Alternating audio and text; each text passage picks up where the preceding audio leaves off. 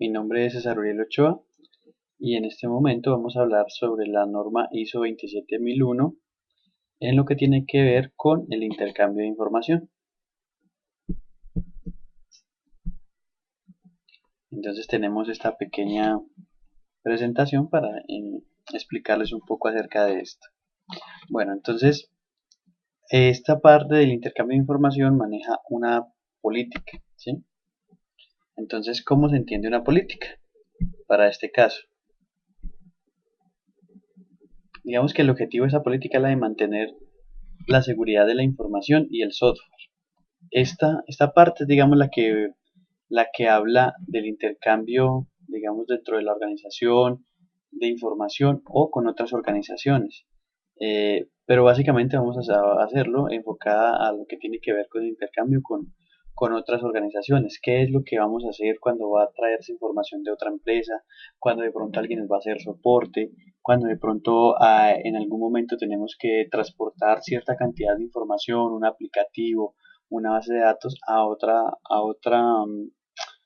empresa externa o que de otra empresa vengan a la nuestra a traer, digamos, algo de información. Entonces, ¿qué hacer para asegurar, digamos, la seguridad de dicha información? Entonces, vamos a ir viendo básicamente 5 apartes que hablan, digamos, cada ítem de una parte de esta política de seguridad. Entonces, vamos a ver. Bueno, entonces los apartados. Vamos a ver el primer apartado. El apartado A108.1. ¿De qué nos habla este apartado? Básicamente los procedimientos y políticas de información y software. Bueno, estos procedimientos, ya como hablábamos antes, es de qué se va a hacer y en qué momento se va a hacer determinada cantidad de cosas para asegurar la seguridad de la información, digamos, transportada o que viene o que llega a nosotros desde una entidad externa. Así también como el software. Listo. Entonces, un ejemplo de eso, de esta política, podría ser, por ejemplo, establecer controles de mensajería física y electrónica. ¿Qué podría ser? Digamos que si alguien quiere traernos un disco duro, ¿cómo lo va a traer? ¿Cómo se va a sellar para que aseguremos que durante el transporte no fue accesado por alguien no autorizado, por ejemplo? Entonces, ¿qué controles vamos a tener para el almacenamiento? Entonces, sobresellados, no sé, un tipo especial de empaque con algunas marcas, no sé, esas podrían ser algunas de las políticas que podemos hacer. Entonces, también podemos contemplar, digamos, una clase como de pasos, o sea, de protocolos para que de una organización haga tránsito la información hacia la nuestra o hacia una determinada área. Entonces, de pronto, en esta política también se pueden recomendar, ¿sí? Cómo hacer esa clase de transporte de información o hasta en la misma forma de cómo vamos a manejar la información cuando llega. Por ejemplo, si vamos a hablar desde un celular, que es que nos está llegando tal información, entonces todo esto podría filtrarnos y afectarnos en dado momento la información. Entonces, el apartado 10.82 nos habla de acuerdos de intercambio. Bueno, estos acuerdos, digamos que podrían ser los que se establecen entre dos organizaciones o entre dos o más organizaciones que tengan que ver con la nuestra. Entonces, es cómo vamos a decirle a ellos cómo queremos que la información nos llegue o cómo les vamos a enviar la información para asegurar su trazabilidad, su seguridad en todo momento. Entonces, básicamente podemos dar unos ejemplos. Por ejemplo, ¿cómo se articularía la mensajería física?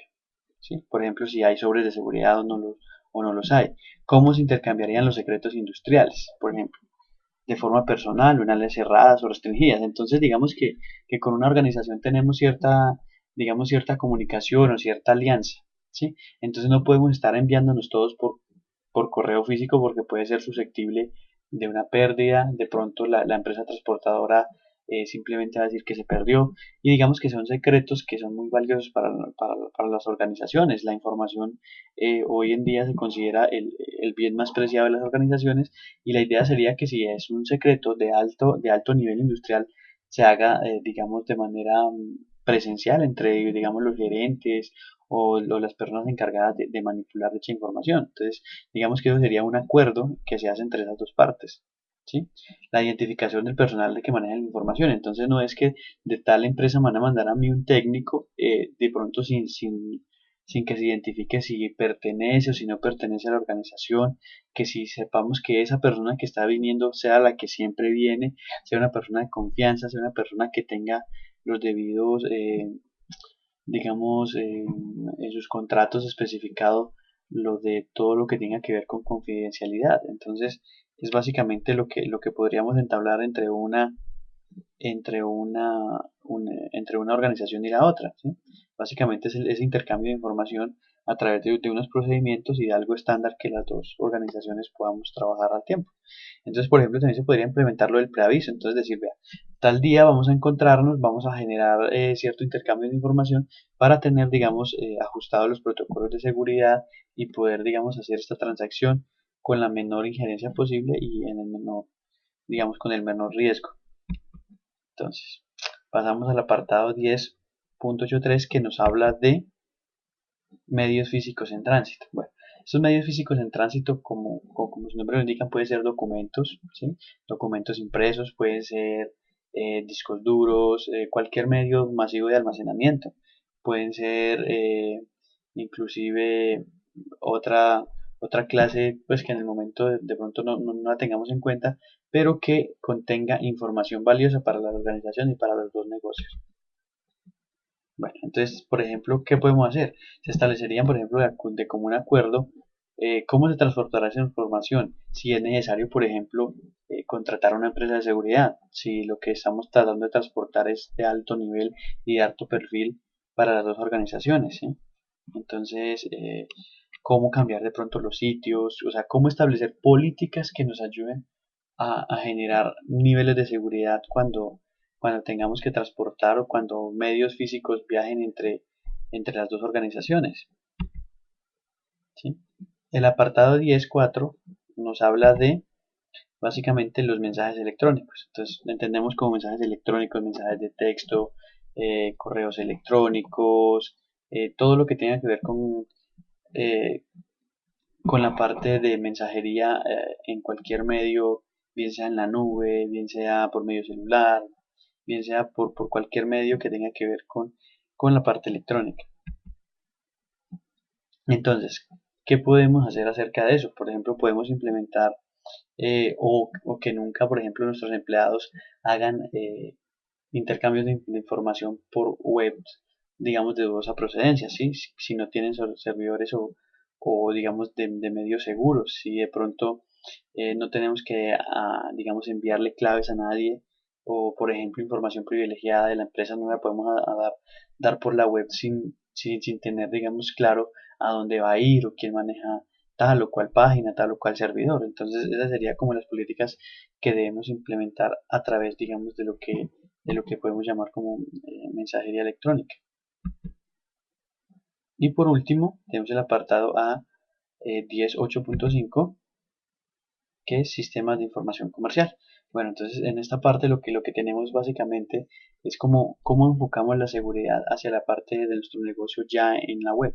¿Sí? De pronto cómo hacemos las transacciones económicas, cómo hacemos para que nuestros clientes puedan acceder a sus datos sin perturbar los demás, sin que otras personas puedan tratar de verlos o de robarlos en algunos casos. Entonces vamos a ver un ejemplo. Entonces, digamos que este apartado trata la forma de cómo debe implementar las políticas o procedimientos para las conexiones seguras, digamos, de la empresa a la web, ¿sí? De pronto si tiene bases de datos, cómo protegerlas, cómo salvaguardar la información que nuestros clientes nos están dando. Es más, que nuestra propia empresa necesita para su funcionamiento, digamos, económico. Entonces, cómo nosotros hacemos las ventas electrónicas, cómo nos movemos en la web, cómo las personas que van a acceder a nosotros podamos hacer el filtro entre quienes quieren, digamos, trabajar con nosotros o ser clientes y quienes simplemente quieren hacer que nuestro negocio fracase por medio del fraude electrónico. Entonces, esos serían como los apartes de los que trata esta parte de la ISO 27001. Espero haya sido de su agrado y muchas gracias por estos momentos.